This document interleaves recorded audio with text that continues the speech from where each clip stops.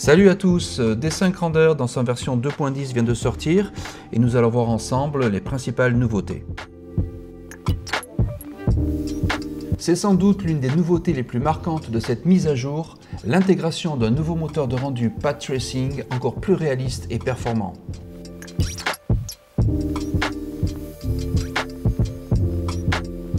Avec le Path Tracing, on atteint un niveau supérieur de qualité photoréaliste, rivalisant avec les rendus tels que Corona, V-Ray ou l'Unreal Engine 5, et tout en offrant une vitesse de calcul inégalée. Alors pour l'instant, cette nouvelle fonctionnalité est en version alpha, mais les développeurs de D5 nous ont déjà promis une amélioration sur la qualité et sur les temps de calcul lors des prochaines mises à jour. Pour activer cette nouvelle fonctionnalité, vous avez besoin d'aller dans le menu Préférences et d'activer le petit bouton de rendu en Path Tracing. Une fois cette fonctionnalité activée, vous allez aller dans le petit menu Affichage et vous allez avoir un petit bouton qui va vous permettre de calculer en quelques secondes une preview de votre scène. Il est également possible de personnaliser certains réglages pour améliorer la qualité de rendu, bien que cela rallonge les temps de calcul. J'aborderai ces ajustements plus en détail dans un tutoriel à venir ou dans la formation en ligne que je vous proposerai prochainement. Voici quelques exemples de rendus réalisés lors de la bêta. Vous pouvez comparer entre le Ray Tracing et le Path Tracing. La différence peut sembler subtile, mais on gagne en finesse avec un meilleur piqué et un meilleur photoréalisme. L'amélioration la plus notable se trouve surtout au niveau de l'éclairage global de la scène. Alors bien sûr, il est essentiel d'ajuster correctement certains paramètres au risque d'allonger considérablement les temps de rendu. Et lors de mes tests, j'ai constaté des temps de calcul environ multipliés par 4, mais avec une bonne optimisation des réglages, nous pourrons limiter cet impact.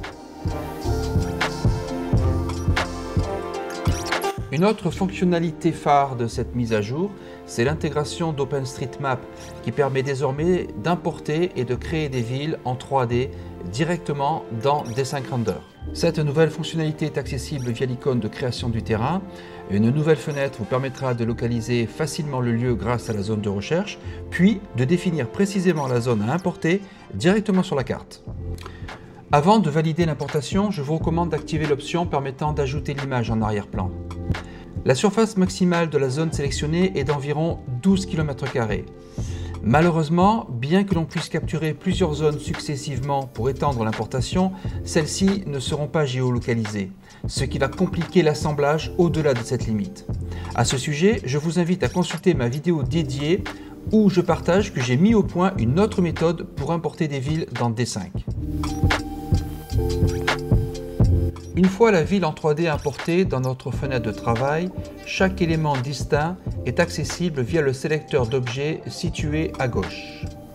Les différents éléments sont classés séparément avec les bâtiments, les routes, les espaces verts, les surfaces d'eau ou maritimes, le tout accompagné de l'image satellite Google en arrière-plan.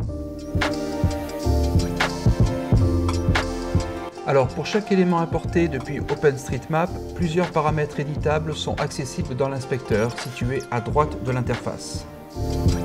Il est possible d'ajuster manuellement la hauteur des bâtiments ou de façon aléatoire. On peut également modifier la couleur des bâtiments, appliquer différentes textures et même ajouter leur opacité pour un rendu plus personnalisé. Et maintenant, tout l'intérêt d'avoir importé cette ville dans D5 sera de créer un contexte ou un environnement précis pour y intégrer notre projet. Et grâce au sélecteur d'objets situé à gauche, nous pourrons sélectionner les objets à supprimer afin de libérer de l'espace. Cela nous permettra d'intégrer notre projet de manière précise dans cet environnement. Nous disposons également d'autres paramètres d'édition pour les routes, nous permettant de modifier la largeur et de changer la texture. Indépendamment des modes ciel physique et ciel HDRI, cette nouvelle fonctionnalité hybride permet de créer des héliodons animés ainsi que des ciels nocturnes spectaculaires avec la Lune, les étoiles et la Voie lactée. Dans la section Environnement située à droite de l'interface, un nouvel onglet Custom apparaît entre Geosky et HDRI.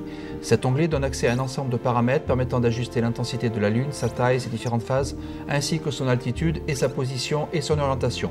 Une option supplémentaire permet également d'afficher les étoiles.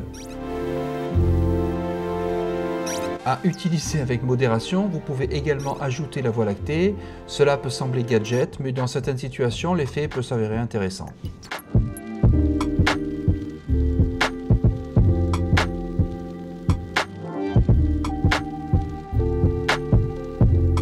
D'importantes améliorations ont été apportées aux outils de scattering, que ce soit pour l'herbe, les plantes ou les arbres. L'interface a été optimisée pour être plus claire et intuitive et de nouvelles fonctionnalités ont été ajoutées.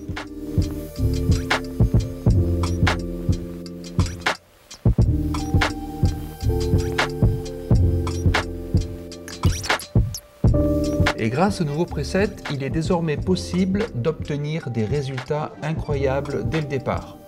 Cependant, tout reste entièrement éditable et modifiable, offrant une liberté de création bien plus grande que dans la version précédente. De plus, vous avez la possibilité de mémoriser vos presets dans la section Studio.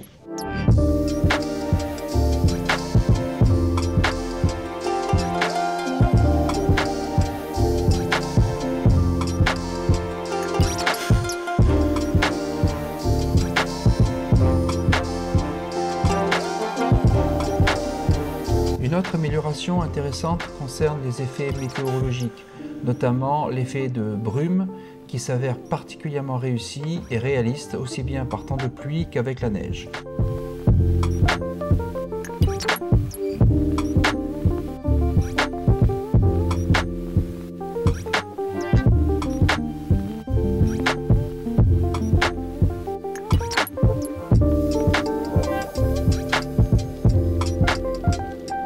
Du côté des terrains, de nombreuses nouveautés et améliorations ont été apportées, intégrant des options qui manquaient à la version précédente. Par exemple, il est désormais possible d'ajuster l'altimétrie du terrain en le rehaussant ou en l'abaissant, ce qui s'avère particulièrement pratique en cas d'intersection avec notre projet. De plus, une nouvelle fonctionnalité permet de délimiter précisément la taille de notre terrain.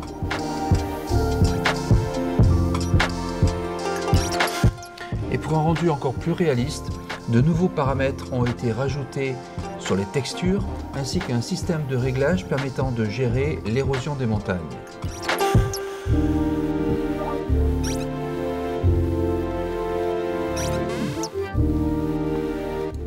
Avec cette mise à jour, un large éventail de nouveaux assets a été ajouté, notamment des personnages en tenue de bain ainsi que des figures liées au domaine du sport.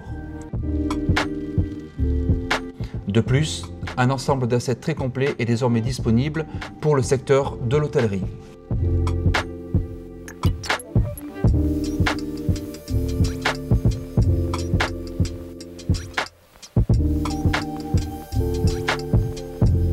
Et pour terminer, nous allons voir toutes les nouveautés et les améliorations des outils d'intelligence artificielle en post-production.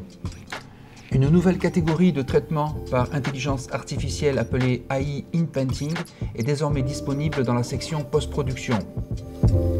Dans cet exemple, après le rendu, je vais ajouter un effet de motion blur. Pour cela, il me suffit de sélectionner les éléments concernés et de lancer le traitement par l'IA afin d'obtenir un effet de flou de mouvement.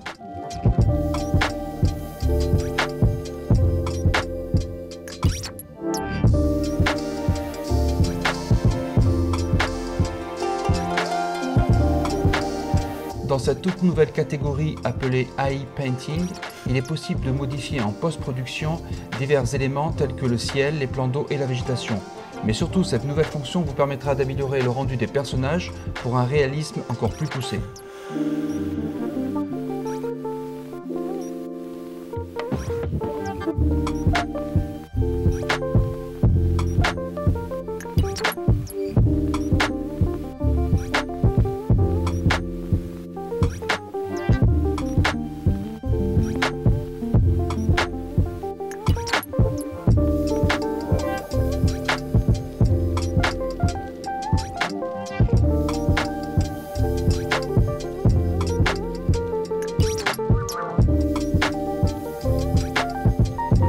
Pour les francophones, D5 peut être directement paramétré en français via le menu Préférences. Et une autre amélioration notable, il est désormais possible de choisir l'unité de mesure selon vos besoins.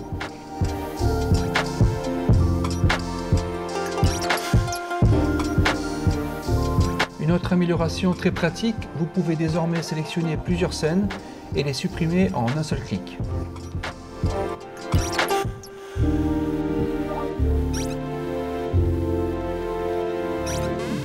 Et une autre nouveauté concernant le QRender, il est désormais possible et même recommandé de choisir l'option permettant de sauvegarder votre projet avant de lancer les rendus.